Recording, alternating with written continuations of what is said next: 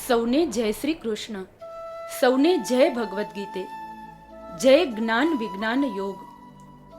શ્રીમદ ભગવદ્ ગીતાના 7મા અધ્યાયમાં ભગવાન શ્રી કૃષ્ણએ કહ્યું છે કે હજારો મનુષ્યમાંથી કોઈ એક મનુષ્ય મને પામવા માટે પ્રયત્ન કરે છે, અને એ પ્રયત્ન કરનાર યોગીઓમાંથી કોઈ એક મને યથાર્થ રૂપે જાણે છે. ભગવાન દ્વારા કહેલી આ વાત પરથી મારા સદગુરુ કહેતા કે જેનો યત્ન યથાર્થ હોય તે જ પરમાત્માને યથાર્થ રૂપે જાણે છે.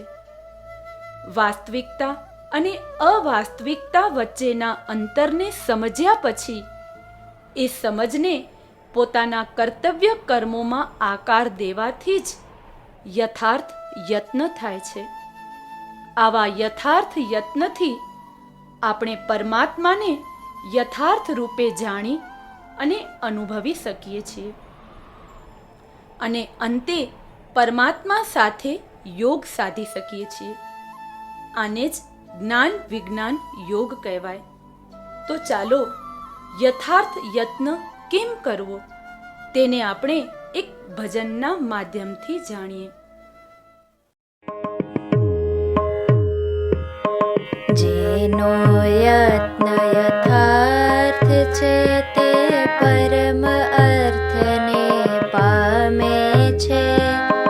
જીવ શિવના ત્યાં ભેદ ટળે છે, આત્મભાવને પામે છે.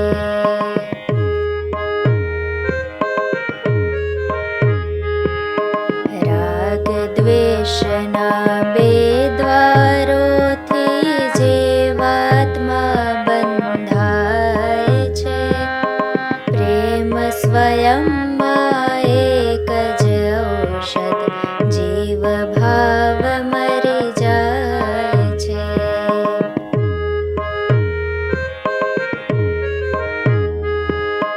જીવ ભાવથી મુક્ત થઈને સાચી સમજમાં જીવી લે. કણ કણમાં બસે જ સમાયો, રોમે રોમમાં માણી લે.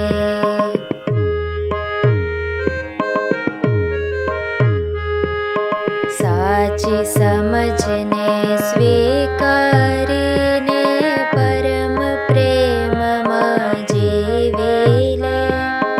સમતા